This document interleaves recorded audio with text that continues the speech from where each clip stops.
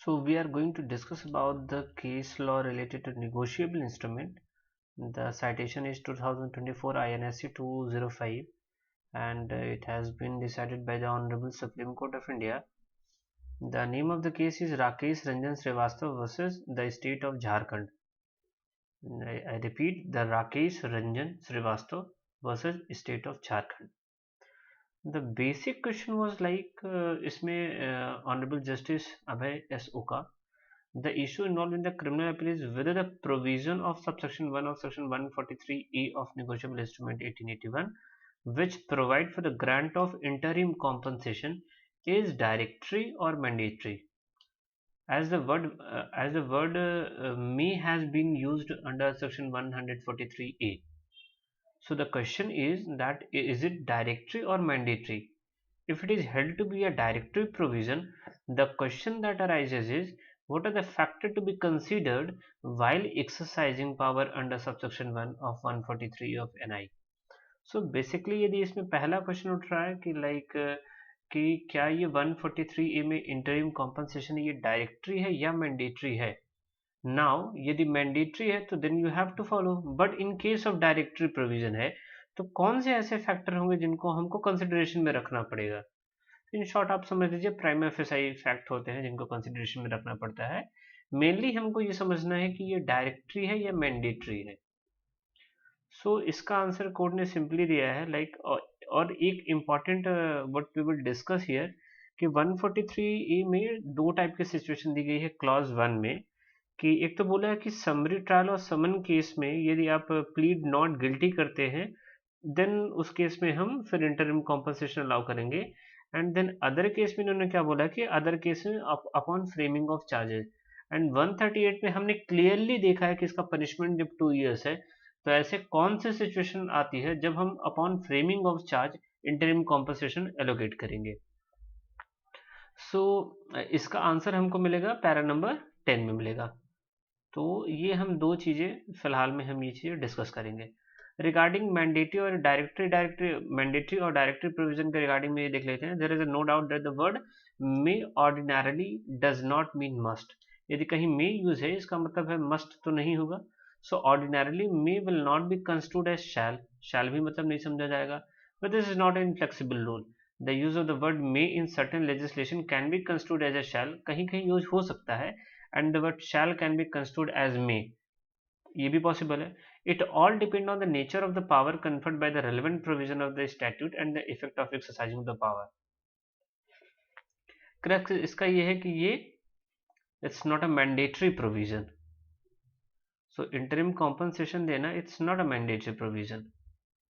Because क्यों? क्योंकि वहाँ पे वर्ड जो 143A में है वहाँ पे may यूज किया गया है और ये प्रोविजन ऐड किया गया है 2018 से. Now the important part is with respect to the para number 10. The power under subsection 1 of 143A. 143A में के subsection 1 में क्या दिया गया है?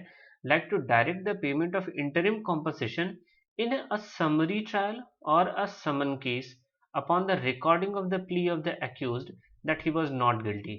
As I earlier said, like कि summary case या summon case का होगा तो उस केस में प्ली ऑफ गिल्ट के बाद फिर आप ये इंटरिम कॉम्पनसेशन दे सकते हैं. And that two is a discretion because may word use किया गया है. एंड इन अदर केस तो ये कौन सा केस होगा? Other case upon framing of charges.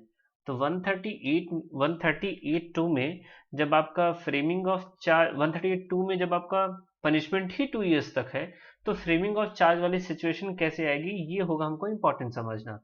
Now, as the maximum punishment under 138 NI Act is the imprisonment of the 2 year.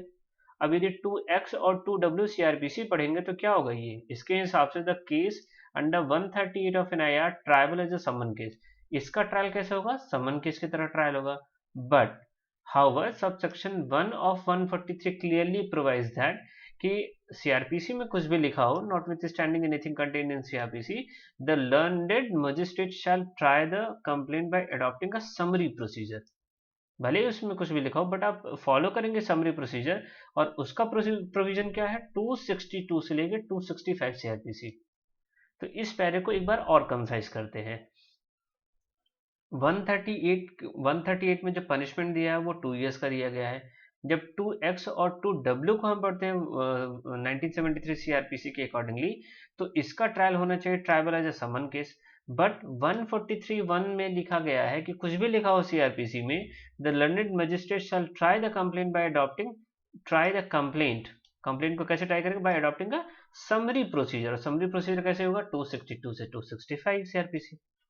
Now however, when at the commencement of the trial or during the course of a summary trial, summary trial चल रहा है क्योंकि हमको 143(1) में provide किया गया, अब summary trial चल रहा है। Now it appears to the court that a sentence of imprisonment for a term exceeding 1 year may have to be passed.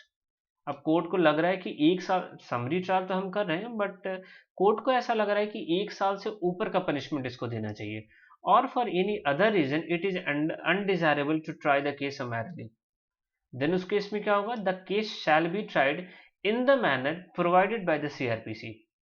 तो यदि कौन सा मैनर, फिर बचा कौन सा मैनर, तो ये मैनर प्रोवाइड किया जाएगा। So therefore the complaint under 138 becomes a summon case in such contingency.